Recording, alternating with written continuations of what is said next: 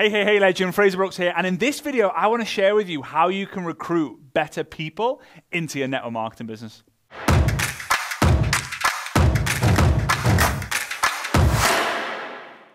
Alright, so if you're new to the channel, please do me a massive favor, give us a thumbs up, smash the subscribe button, and let me know how many people you've currently recruited personally into your network marketing business. I'd love to be able to see that and see what kind of level you're at so I can create content that's going to help you best in your network marketing business. Alright, cool. So, how to recruit better people. Here's the thing, guys. How do you know what a better person is? Like, aren't we all equal? So, like, when I say this, I remember my dad always said to me, Frazer, I can never tell you who will be successful in network marketing, but I can always tell you who will fail at network marketing. And when he first told me that, I was like, what do you mean? Like, surely you can tell me who's going to be successful. And like, he'd be like, think about it. And I'd think about it, I'd be like, there is no way to guarantee success. You can give someone all the tools, all the skills, the best mindset in the world, but if they don't do the work, they're never going to succeed, ever. Whereas when it comes to the failure side, if someone simply does not do the work, you can tell that they are going to fail. So it's very easy to establish who's going to fail versus who's going to succeed. The same in football. The number of kids I used to play football with when I was a kid as well, like, let's just make that clear. I'm not going to the park and just playing football with like a load of 8-year-olds, right? I mean, I'd still lose, to be fair. I'd still get absolutely beaten. But like when I was a kid playing with other kids, right? We're all like 7 or 8, 10, 12, going through school. I played with kids who were so good, like so good. And there was talk like, oh, they're going to play for Liverpool. They're going to play for Everton. They're England under 12s already. They never made it. You can never know who's going to succeed, but you always know who's going to fail. The person who doesn't do the right work. So I'm going to give you an acronym. I failed at football massively. Yeah, I was not good. I'm going to give you an acronym here, the RISE acronym. This is going to help you get the best chance of not recruiting up, but building up. The whole idea with the word RISE is to help people go up, is to help people blow up, is to help people improve. Because if Bob is someone who's not a better person, but he wants it to win, he has the hunger, he has the desire, he has the need to succeed, he has the need to win, then why should you give up on him? Whereas what happens if you've got Mary? Mary is a better person. Maybe she's a doctor, she saves lives, she helps people, She has a lot of influence, but she doesn't really have a need. She doesn't really have a hunger and desire. She just thinks like, oh, it could be a good idea. I might share the product with a few of the clients, a few of the people who I know and I come across. Like, who would you want more in your team?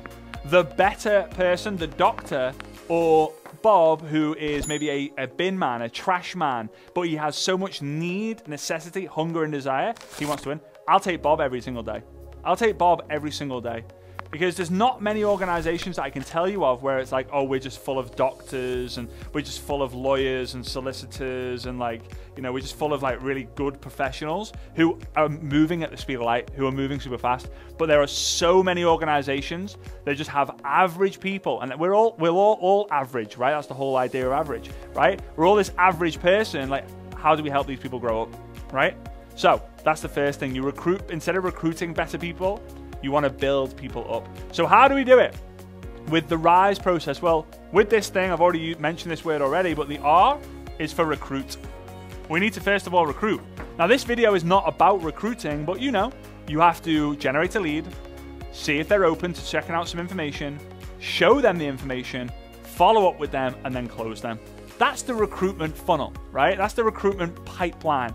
Everyone has to go through the process. You have to generate the lead. You have to see if they're open. You have to get them the information. You have to follow up with them to see what they like best about it. And then you need to close them, right? Close them with a no, close them with a yes. Say yes to join, say no to move on to the next person, right? And wait for no one, okay? The I, right? The I is for identify. The I is for identify. Okay, so once you recruit, recruiting people is not going to be good enough for you to establish who you need to build up. If you try to build up everyone, you will exhaust yourself faster than it takes for that person to be built up to a level that's going to create leverage, right? Please make sure you understand that. If you try to build up everyone, it's going to exhaust your energy faster than it's going to take the time for that person to actually develop into the person they need to become, the leader they become, to create leverage. All right, then it's going to defeat the object. There's a great quote that focus everywhere creates momentum nowhere. Focus everywhere creates momentum nowhere. So here's what you got to do. You've got to identify the people. You've got to set assignments. You've got to give them assignments. The people who complete the assignment, you're going to move on to the next stage with them. The people who don't complete the assignments, you're going to make sure that they do the assignment you set before you pass them on to the next step, right? It's like, imagine you go to university, and in the UK, it's maybe a different system, but you have to pass like lower school to go into high school, then you got to pass your high school exams and get certain qualifications to get into university.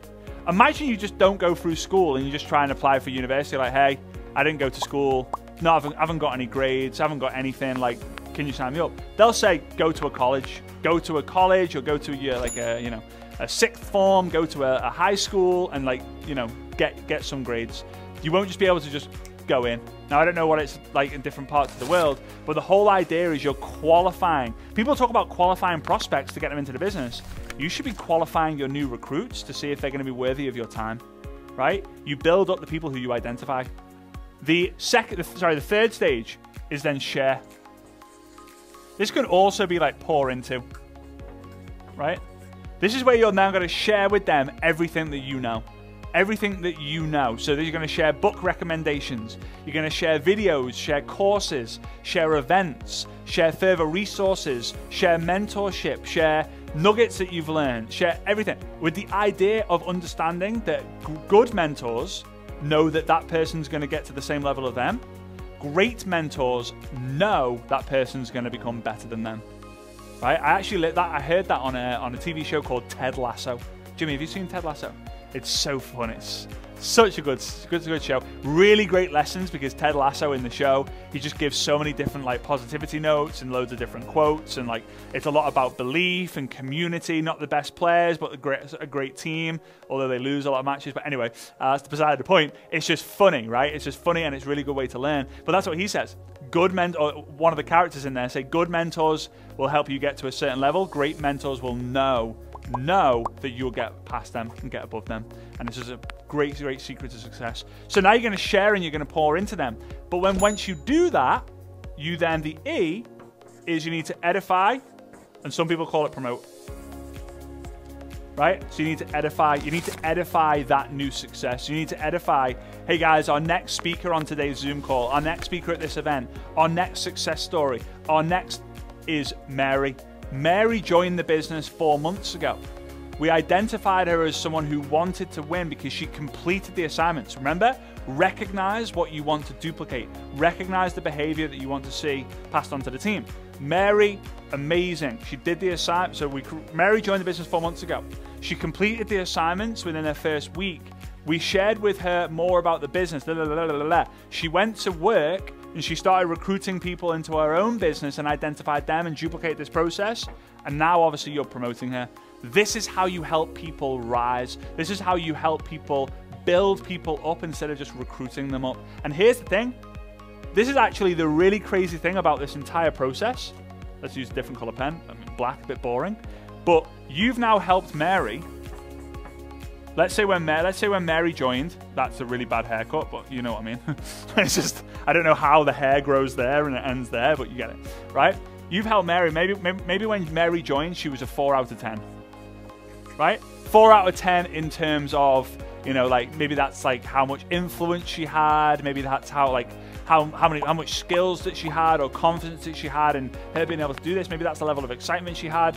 But when she's done the work, when she's actually learnt the skills, and when she's actually been promoted because she got to a certain level, Mary is now a 6. Mary is now a 7. Mary is now an 8. So the people that she'll be recruiting, now has the potential to be able to recruit the 4s, the 5s, the 6s, and maybe even the 7s, right? Because they're around her, they're in her peer group, they're the same level as her. Super important. So by building people up, you are going to recruit better people. You don't need to. You can just help build people up to then help them recruit up. But in the meantime, the more people you build up, the higher you're going to go up, and the higher you're going to go up, the more people you're going to recruit up. This is how it's an ever-growing process. This is why it's so important to fall in love with the walking and not where you're heading. Fall in love with just the walking, fall in love with the running, fall in love with the crawling, fall in love with the sprinting, fall in love with the process, marry the process and divorce the results. Fall in love with the one step forward, one step forward, one step forward, and just know that you're going to get to where you need to get to eventually. All right? So I hope you got value from that. If you did, please do me a big favor, give us a thumbs up, smash the subscribe button if you haven't already done so. I know less than 50% of you are actually subscribed to this channel, which is absolutely crazy. So make sure that you hit that subscribe button. And then if you haven't already done so, make sure you go ahead and get my best-selling book. I dare you, but this one, I double dare you, especially if you're in a situation where you need to recruit more people and get them started. This is going to be the best book for you. In fact, a lot of people say this is their favorite out of the two. I don't have a favorite, they're like my kids, but yeah, I'll leave the link down below for you to get them. I hope you have an amazing day, and I can't wait to see you on the next video.